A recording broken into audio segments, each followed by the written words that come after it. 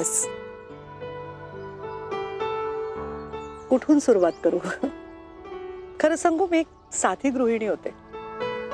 माझं घर, माझा संसार एवढंच पाहिजे. माझे पती 4-5 वर्षाचा राजवर्धन, माझ्या बरोबर माझे दीर राहायचे, सुदर्शन, माझी जाऊ आकांक्षा, असं आमचं एकत्र कुटुंब होतं. अगं आदित्य तो फक्त 2.5-3 वर्षाचा होता तेव्हा.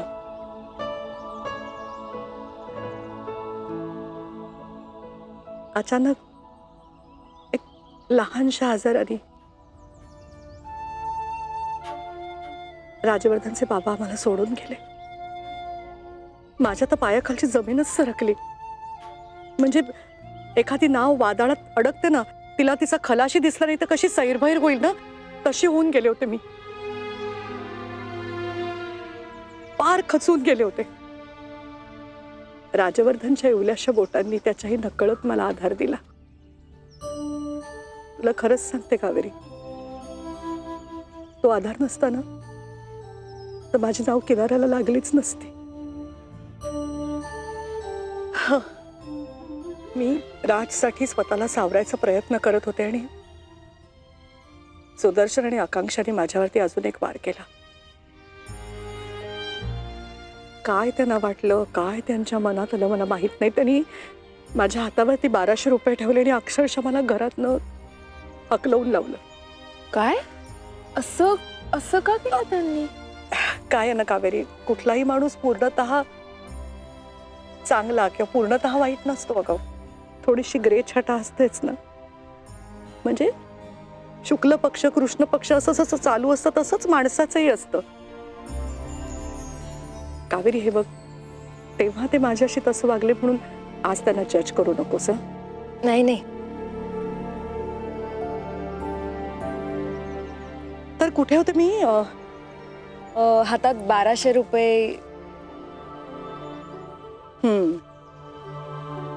हातात फक्त 1200 रुपये, कडेवर इवलास राजवर्धन, डोक्यात असंख्य प्रश्न आणि पोटात भूक, हे घेऊन या शहरात आले. सुरुवातीचे काही दिवस कसे गेले मला कळलंच नाही. जीव नकोसा झाला होता. काय करावं काही सुचत नव्हतं ग. हातात काही काम नव्हतं, मनात उमेदही नव्हती. एक दिवस अशीच रडत बसले होते आणि माझ्या छोट्याशा राजकडे पाहिलं आणि मी भानावर आले. मी डोळे पुसले, मी बजावलं स्वतःला, रत्न मला नाही, असं रडत बसून नाही चालणार. तुला तुझ्या मुलासाठी कंबर कसली पाहिजे, ठामपणे उभं राहायला पाहिजे. जे तुला येत असेल ते कर. काय करावं ह्या विचारात होते आणि अचानक ना असा लख्ख प्रकाश पडला डोक्यात. तसं अचानक माझ्या मनात विचार आला. म्हणजे मी चहा खूप छान करायचे. राजच्या बाबांना माझ्या हातचा चहा नेहमी आवडायचा. ते मला नेहमी म्हणायचे, माझी रत्न मला माहेरून हुंडा घेऊन नाही आली, माहेरचा चहा घेऊन आली. माहेरचा चहा, त्यांचे ते कौतुकाचे शब्द सारखे सारखे आठवायला लागले मला. आणि मग मी ठरवलं, काही नाही अगं, तू तुझ्या बाबांची छोटीशी टपरी समजतेस ना, तीही भव्य वाटेल असा छोटासा स्टॉल टाकला. काही नव्हतं ग, फक्त एक टेबल होतं, एक स्टोव्ह होता, 1-2 कंबशा होत्या. राजवर्धनचं काय करू हा खूप मोठा प्रश्न होता. एवढंच होता ना माझा बाळ. तर माझी एक मैत्रिणी अनुसया, ती अगदी देवासारखी माझ्या पाठीशी उभी राहिली. तिने मला सांगितलं, रत्न मला तू हवं ते कर, मी राजवर्धनला सांभाळते. मग राजवर्धनची सोय झाली पाहून मीही निश्चिंत झाले. मग मी भरारी मारली. आज मागे वळून बघताना वाटतं अगं, आधीचा तो छोटासा स्टॉल, त्याची एक टपरी झाली, त्या टपरीच्या पुढे अशी 2-3 माणसं बसतील असंच हॉटेल झालं. आणि बघता बघता बाहेरचा चहा एक साम्राज्य उभं करू शकले मी. माझं मलाही कळलं नाही. जसा राजवर्धन मोठा होत गेला ना, तसा हळूहळू माहेरचा चहा हा सुद्धा एक खूप मोठा ब्रँड म्हणून जन्माला आला.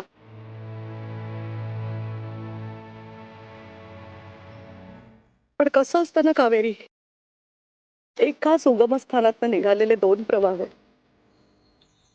सुरुवातीला निघतात एकत्र, पण नंतर पुढे वेगवेगळे होतात ना. तसंच काहीसं झालं ग. म्हणजे माहेरचा चहा माझ्या बरोबर प्रवास करत राहिला माझ्या विचारांनी, आणि प्रवाही होण्याच्या नादात माझा राजवर्धन मात्र भरकटला गेला.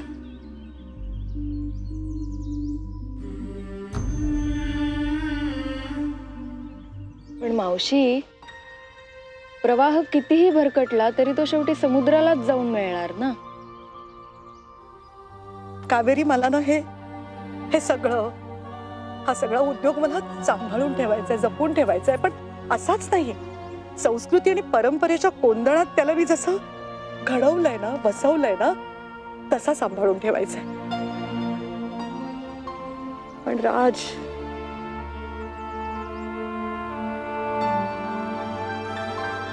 मावशी एक विचारू? विचार. तुझे विचार असे आहेत तर मग राजवर्धन सर असे का वागतात? मी तुला म्हटलं होतं ना, माझी मैत्रीण अनुसया त्याला सांभाळत होती.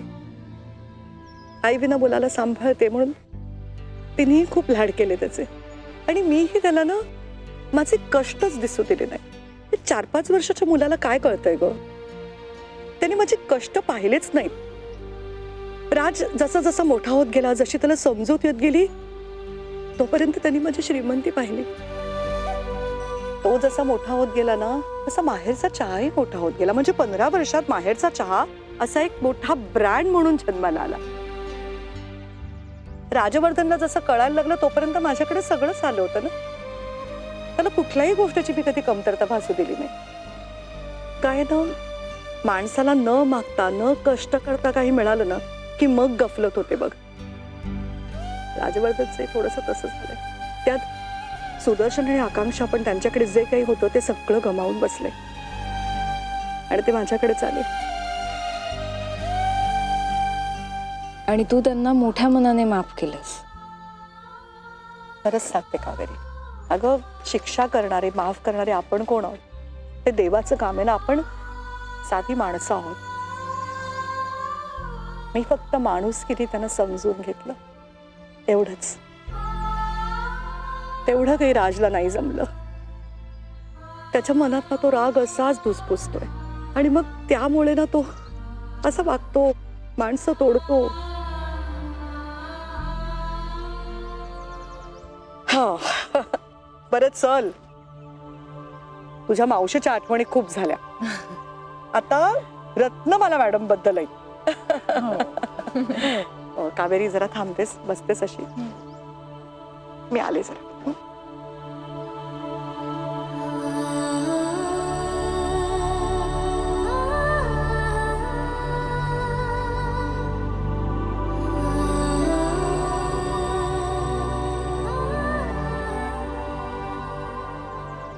सर सर मला खूप टेन्शन आलंय सर. अगं इतकं घाबरशील तर कसं होईल? सर प्लीज आजच्या दिवशीचा चहा तुम्ही बनवा ना. मला खूप भीती वाटते.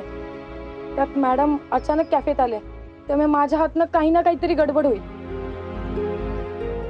गेल्या वेळेचं आठवतंय ना? अगं माझी पण परिस्थिती काही वेगळी नसते. माझी खूप गडबड होते. आणि तुला माहिती आहे ना, मॅडमला कसं सगळं अप टू डेट लागतं.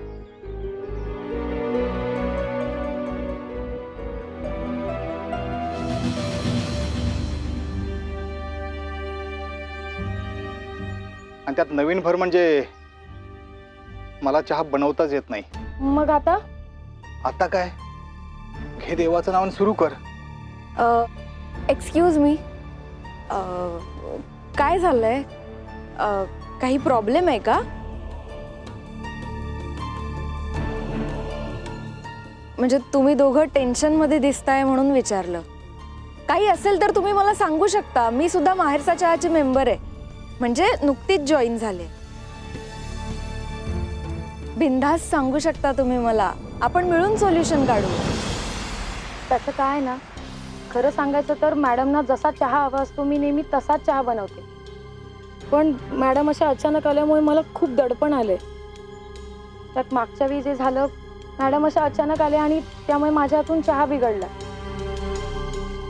यावेळी पण हेच होईल असं वाटतंय. आणि आता पुन्हा असंच झालं ना तर मॅडम मला कामावरूनच काढून टाकतील. एवढंच ना, काही काळजी करू नकोस, मी बघते काय करायचं ते.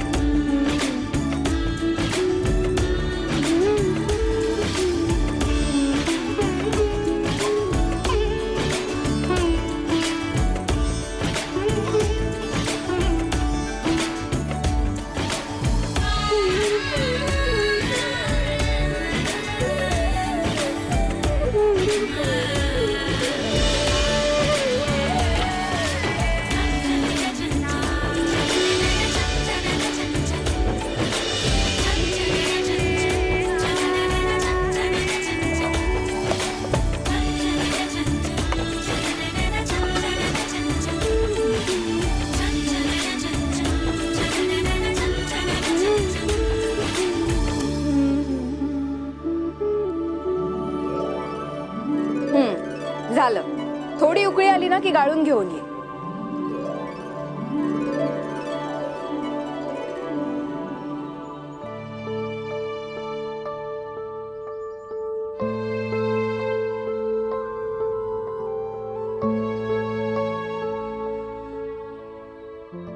घर जाऊ.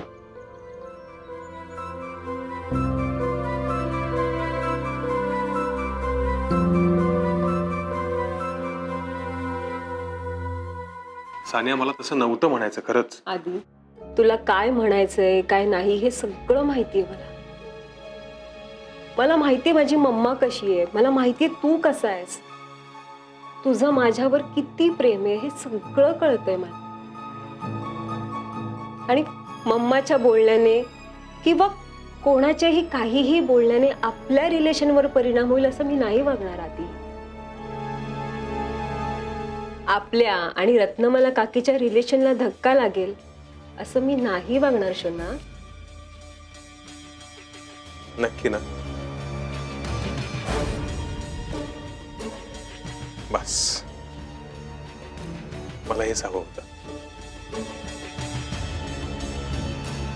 राजवर्धन मला जे काही बोलला त्याच्यामुळे मी खूप हर्ट झाले आधी. पण म्हणूनच तर मी पार्टीला चाललीये ना. पार्टीला माझे सगळे फ्रेंड्स भेटतील, गप्पा होतील, एक छान गेट टुगेदर होईल आणि सगळं टेन्शन ना मला माझ्या डोक्यातून डिलीट करताय म्हणून चाललीये.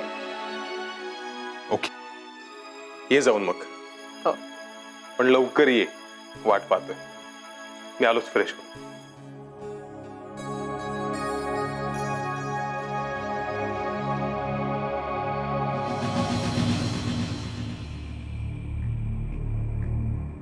आदित्य, आज मी जे काही करणार आहे ना त्याने आपल्या रिलेशनला नाही पण त्या राजवर्धनच्या इमेजला नक्कीच धक्का बसणार आहे.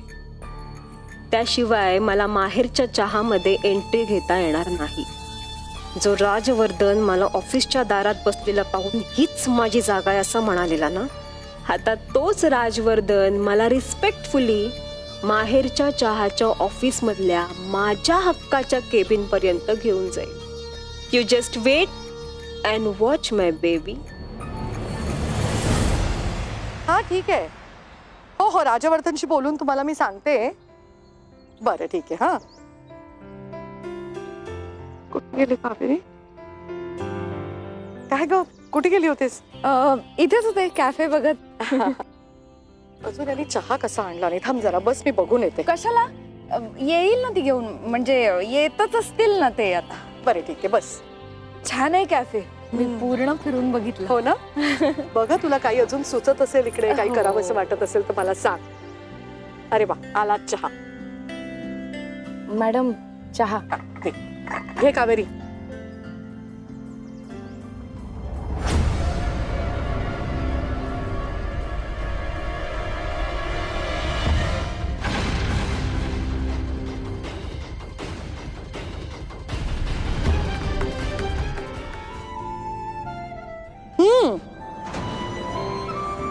वा, हा खरा माहेरचा चहा.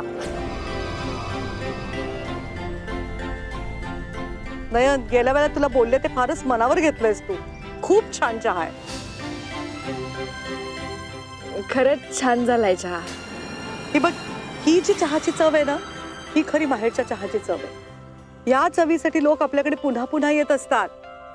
खरंच सांगते नयन, आतापर्यंत या कॅफेमध्ये मी टेस्ट केलेल्या चहातला हा सर्वात उत्तम चहा आहे. आज काहीतरी बक्षीस द्यायला पाहिजे मला तुला. सांग काय देऊ? Sorry madam. अगं का? एवढा छान चहा केलाय, सॉरी का म्हणतेस? मॅडम प्लीज, तुम्ही माझं कौतुक नका करू. तुम्हाला करायचं असेल तर ह्यांचं कौतुक करा, कारण आजचा हा चहा ह्यांनी केलाय. कावेरीने? तिने कधी केला? आणि मुख्य म्हणजे तू तिला का करू दिलंस चहा?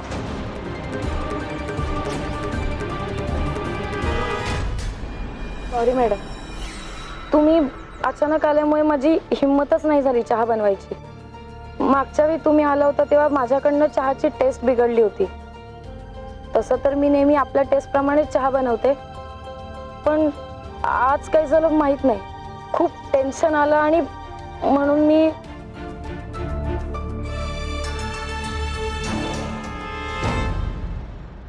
कावेरी, तू खोटं कौतुक केलंस तिचं. हे बघ, मला खोटेपणा अजिबात सहन होत नाही.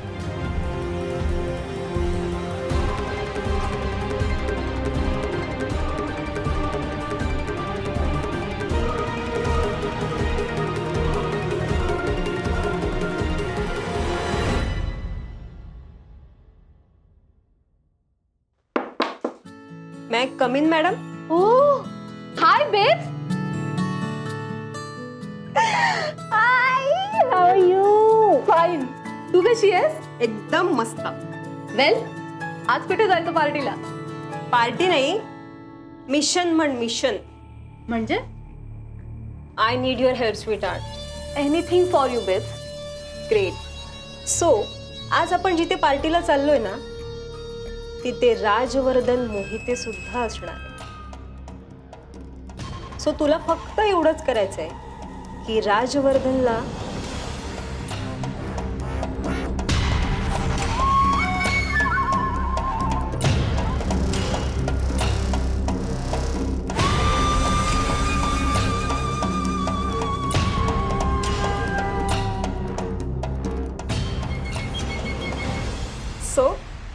करशील ना माझ्यासाठी? Of course babes. पण हे सगळं का? कशासाठी? स्वीटार्ट, तुला तुझ्या बेस्ट फ्रेंडला माहेरच्या चहाची बॉस झालेलं पाहायचंय ना? ऑफकोर्स. सो हे सगळं त्याच्यासाठीच आहे. रत्नमाला मोहितेंची जागा घेण्यासाठी. वेल, तसं असेल तर तू झालीच म्हणून समज उद्याची Ratnamala Mohite. Great. So let's go ना. मला खरंच खोटं बोलायचं नव्हतं, सॉरी. पण ती खूप घाबरली होती आणि तिला काय करू सुचत नव्हतं, म्हणून मी तिला मदत केली. मदत केली म्हणजे? म्हणजे रोज असा चहा इथे होत नाही, आज तू मदत केलीस. उद्या ती तिच्या पद्धतीने चहा करेल तेव्हा चहाची चव बदलेलच ना. नाही मॅडम, रोज तुम्हाला हवा असतो ना तसाच चहा मी बनवते. हवं तर सरांना विचारा. हो मॅडम. पण आज काय झालं माहित नाही, काही सुचलं नाही म्हणून मी ठीक आहे बघ, लगेच एवढं डोळ्यातनं पाणी नको काढायला. ठीक आहे, पुन्हा असं होता कामा नये. माहेरच्या चहातल्या चहाची चव बदलता कामा नये. नीट लक्ष देत जा. हो मॅडम. तरी एका गोष्टीचं कौतुक करावंसं वाटतंय मला. तुझी चूक असताना सुद्धा तू खरं बोललीस, आणि खरं बोलायला धाडस लागतं. शाबास. आणखी एका गोष्टीची खात्री पटली माझी. तू आपल्या माहेरच्या चहाची फक्त संस्कृती आणि परंपरा जपणार नाहीयेस, त्याचबरोबर आपल्या बाहेरच्या चहातल्या माणसांना जपणार आहेस, त्यांची मनं सांभाळणार आहेस. हे पाहून खरंच खूप समाधान वाटलं मला. मॅडम, मी खरं तर खूप घाबरले होते. मला वाटलं तुम्ही रागवलात माझ्यावर. खूप टेन्शन आलं होतं मला, पण आता हलकं वाटतंय.